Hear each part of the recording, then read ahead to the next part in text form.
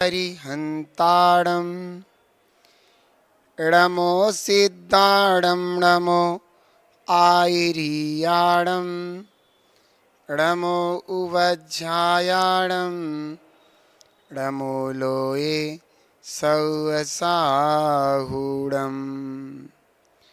बोलो 2400 तीर्थंकर भगवान की, महावीर भगवान की, जिनवाणी माता की, गौतम गणधर देव की, आचार्य श्री कुंद कुंद स्वामी की, आचार्य श्री शांति सागर जी महामुनिराज की, आचार्य गुरुदेव श्री धर्म भूषण जी महामुनिराज की, आचार्य श्री सम्यक्त भूषण जी महामुनिराज की।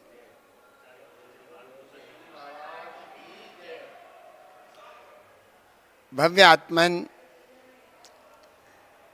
आज बात करेंगे रत्नत्रय की। रत्नत्रय का संक्षेप से आज यहाँ समझने की कोशिश करेंगे, जानने की कोशिश करेंगे और पुरुषार्थ भी करेंगे कि रत्नत्रय अपने जीवन में धारण किया जा सके। रत्नत्रय सम्यक दर्शन, सम्यक ज्ञान, सम्यक चारित्र की एकता का नाम रत्नत्रय है। सम्यक दर्शन, सम्यक ज्ञान, सम्यक चारित्र की एकता का नाम मोक्ष मार्ग है। सम्यक दर्शन, सम्यक ज्ञान, सम्यक चारित्र की एकता का नाम धर्म है। तो आज सम्यक दर्शन, सम्यक ज्ञान, सम्यक चारित्र की जो एकता रत्नत्रय है, उसके बारे में समझने का प्रयास करेंगे। तो रत्नत्रय को 3 भागों में विभाजित किया गया है: सम्यक दर्शन, सम्यक ज्ञान, सम्यक चारित्र। अगर हम रत्नत्रय की जगह सम्यक रत्नत्रय कहें तो ज़्यादा अच्छा होगा। तो सम्यक रत्नत्रय को 3 भागों में विभाजित किया गया है: सम्यक दर्शन, सम्यक ज्ञान और सम्यक चारित्र। तो आज हम समझेंगे, समझने की ओर चलेंगे कि ये क्या हैं और इनका हमारे जीवन में क्या मूल्य है। तो चलते हैं। सबसे पहले प्रश्न उठता है, सम्यक दर्शन किसे कहते हैं और ये सम्यक दर्शन शब्द का मतलब क्या है। तो सबसे पहले समझते हैं सम्यक दर्शन शब्द का मतलब। सम्यक माने होता है समीचीन, वास्तविक, सच्चा, यथार्थ, परमार्थ। ये पर्यायवाची नाम है सम्यक के। तो सम्यक के पर्यायवाची ये नाम है। और दर्शन माने होता है श्रद्धा, विश्वास। तो हम समझ पा रहे हैं कि सम्यक दर्शन, समीचीन श्रद्धा, यथार्थ श्रद्धा, वास्तविक श्रद्धा, वास्तविक विश्वास, समीचीन विश्वास, ये सम्यक दर्शन शब्द का शाब्दिक अर्थ है। ये क्या होता है? अगर ऐसा प्रश्न हो कि सम्यक दर्शन कहते किसे हैं, तो हम चलते हैं सच्चे देव, सच्चे शास्त्र, सच्चे गुरु का सच्चे रूप से स्वरूप जान करके उसका श्रद्धान करने का नाम सम्यक दर्शन है। तो हमारी परिभाषा हो गई, सच्चे देव, सच्चे शास्त्र और सच्चे गुरु का उनका सच्चे से स्वरूप समझ के, वास्तविक उनका जो स्वरूप है वैसा जान करके वैसा श्रद्धान करने का नाम सम्यक दर्शन है। अब कोई कहे कि जो सच्चे नहीं हैं, रागी द्वेषी हैं, ऐसे देव हों, और जो गुरु हैं वे वैरागी ना हो, 5 इंद्रियों के विषयों के लोलुपी हों और आरंभ परिग्रह से सहित हों, ज्ञान ध्यान तप में लीन ना रहते हों, ऐसे अनेकों प्रकार के ढोंगी गुरु नाम से हैं, उन्हें कुगुरु कहते हैं।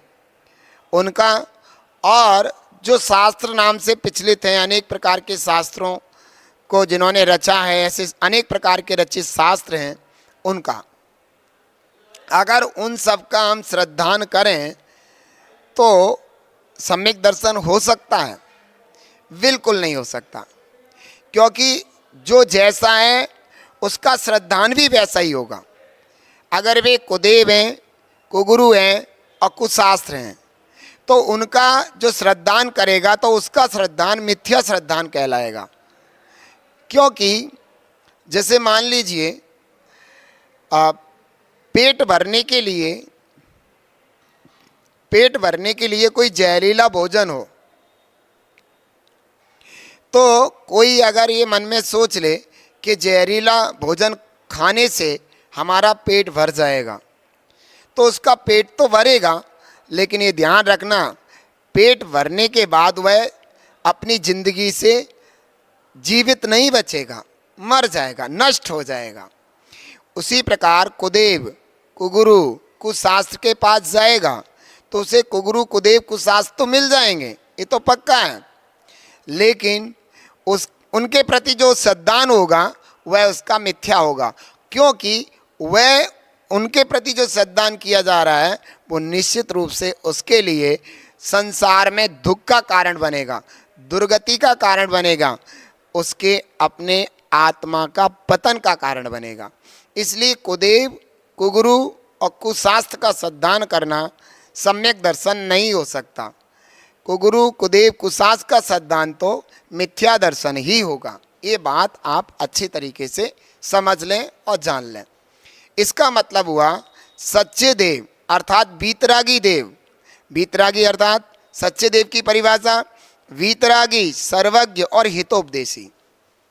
जो वीतरागी होंगे वे सर्वज्ञ होंगे और जो सर्वज्ञ होंगे वे हितोपदेशी होंगे। क्योंकि निगंत मुनिराज, निगंत दिगंबर मुनिराज साधना के बल से अपनी आत्मा में लीन होकर के वीतरागी बनते हैं। क्योंकि जब वे अपनी आत्मा में लीन होते हैं उस समय उनकी दशा वीतरागता की दशा होती है। और जो वीतरागी होते हैं तो वीतरागता का फल ही केवल ज्ञान अर्थात सर्वज्ञता है। और जो केवल ज्ञानी सर्वज्ञ हैं वो सब कुछ जानते हैं, और जो सब कुछ जानते हैं तो मेरे हित अहित को भी जानते होंगे। तो उन्होंने मुझे यह उपदेश दिया कि हित आत्मा का किस में है और अहित आत्मा का किस में है, तो ये सारी बातें भी जानते होंगे। तो उनकी जो वाणी है वही हितरूप हो सकती है, वही मेरे आत्म कल्याण में कारण हो सकती है। तो ये बात अच्छी तरह समझ लें। तो इसका मतलब ये हुआ कुदेव, कुगुरु, कुशास्त्र का श्रद्धान सम्यक दर्शन कदापि नहीं हो सकता। क्योंकि जो दुर्गति का कारण हो, मेरे नुकसान का कारण हो, मेरे पतन का कारण हो, वो सच्चा श्रद्धान कैसे हो सकता है?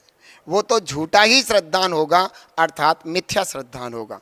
और यह भी तथ्य समझ में आ गया, वीतरागी देव, निर्गंत गुरु और माँ जिनवाणी मेरे हित में कारण हैं, मेरे आत्मा के उत्थान के कारण हैं, मुझे भगवान बनाने में कारण हैं, मेरे सच्चे सुख में कारण हैं, क्योंकि उन्होंने स्वयं भी सच्चा सुख प्राप्त किया है। वीतरागता होने पर राग, द्वेष, मोह भाव नष्ट हो जाते हैं, और राग, द्वेष, मोह भाव जो हैं बेई जीव के दुख के कारण हैं।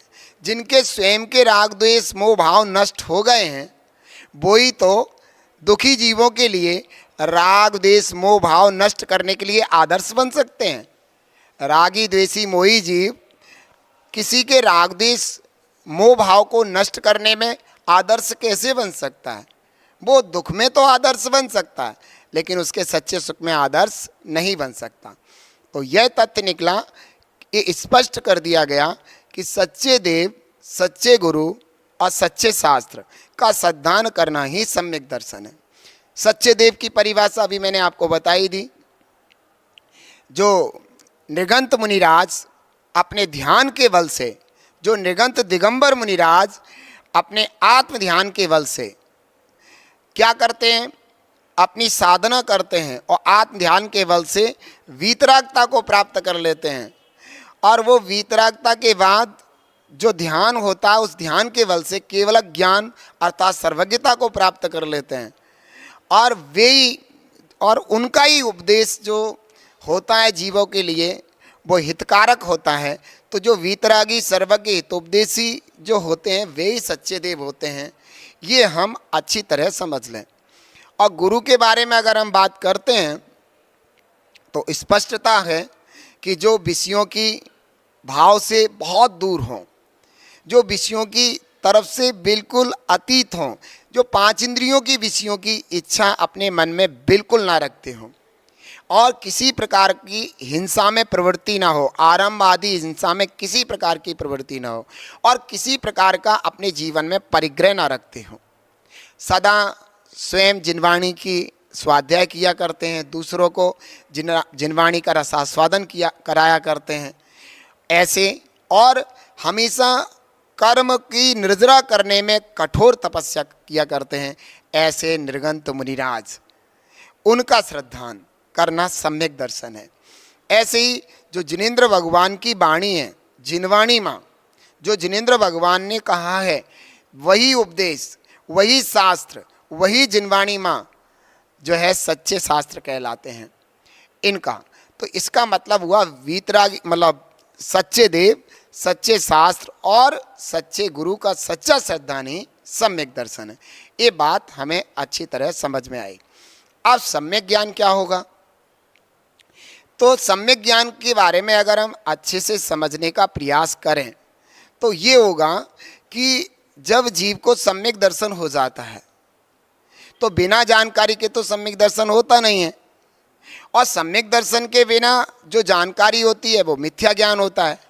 अब सम्यक दर्शन होने के बाद जितनी भी जानकारी है, जितना भी ज्ञान है, वो सब सम्यक ज्ञान हो जाता है, ये समझना चाहिए। तो सम्यक दृष्टि का जितना भी ज्ञान है वह सम्यक ज्ञान है, क्योंकि वह अच्छी तरह जानता है वस्तु क्या है, अवस्तु क्या है, हितकारक क्या है, अहितकारक क्या है, सही क्या है, गलत क्या है, सम्यक क्या है, मिथ्या क्या है, ये सब कुछ वह अच्छी तरह से जानता है, इसलिए उसका संपूर्ण ज्ञान सम्यक ज्ञान होता है। अब सम्यक चारित्र क्या होता है वह समझने का हम प्रयास करेंगे। सबसे पहले समझेंगे कि सम्यक चारित्र क्यों धारण किया जाता है और क्या है, ये समझने की कोशिश करेंगे। सम्यक चारित्र क्या होता है कि आत्मा के उत्थान के लिए और राग द्वेष के निवृत्ति के लिए जीव कुछ क्रियाएं ऐसी होती हैं जिनको अपने जीवन में धारण करता है, वह सब जिनेंद्र भगवान के द्वारा प्रतिपादित सम्यक चारित्र कहलाता है। जैसे श्रावकों के अणुव्रत और मुनिराजों के महाव्रत, ये सब सम्यक चारित्र कहलाता है। लेकिन ये ध्यान रखना, ये सम्यक चारित्र सम्यक दृष्टि जीव के ही होंगे। मिथ्या दृष्टि जीव अगर इनको धारण करता है तो उसका वह मिथ्या चारित्र ही कहलाएगा, ये ध्यान रखना। तो चलते हैं आगे कि सम्यक चारित्र के कितने भेद हैं। सम्यक चारित्र के दो भेद हैं, एक व्यवहार सम्यक चारित्र, एक निश्चय सम्यक चारित्र। अब व्यवहार सम्यक चारित्र किसे कहते हैं? जो निश्चय सम्यक चारित्र का कारण हो उसे व्यवहार सम्यक चारित्र कहते हैं। व्यवहार सम्यक चारित्र के आचार्य श्री कुंद स्वामी ने अष्टपाउड़ में बहुत अच्छा विवेचन किया है। कैसे समझेंगे हम? व्यवहार सम्यक चारित्र को बताते हुए आचार्य कुंद स्वामी कहते हैं कि व्यवहार सम्यक चारित्र के मूल में दो भेद हैं, एक सम्यक्त्वाचरण चारित्र, एक संयमाचरण चारित्र। अब ये सम्यक्त्वाचरण चारित्र क्या होता है?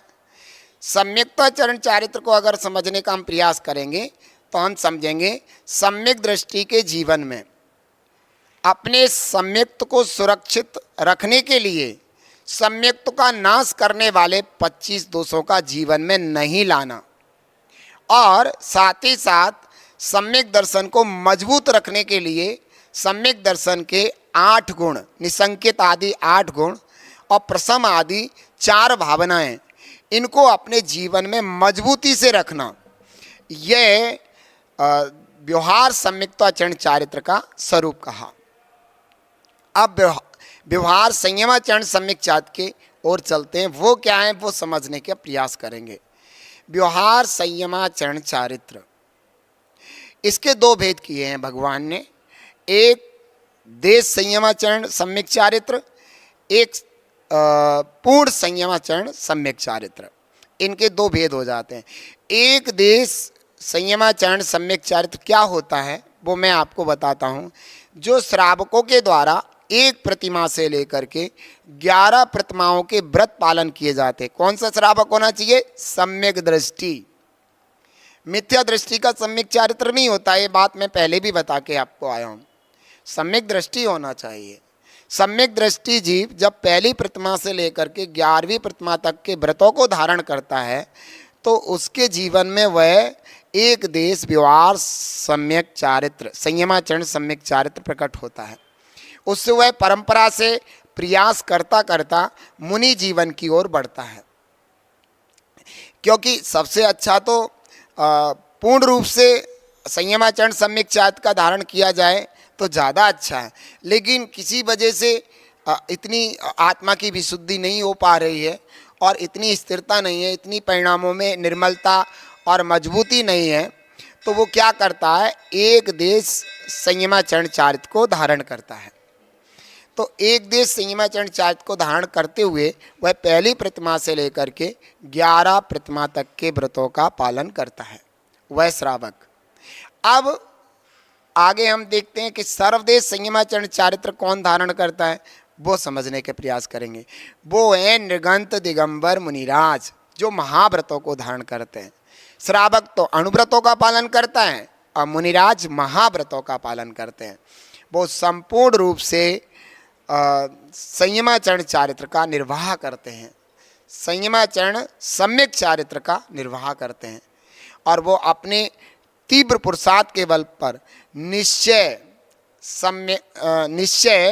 सम्यक चारित्र को प्राप्त करने की पूर्ण भावना रखते हैं। वे निरंतर साधना करते रहते हैं, आत्मचिंतन मनन ध्यान तपस्या खूब करते रहते हैं।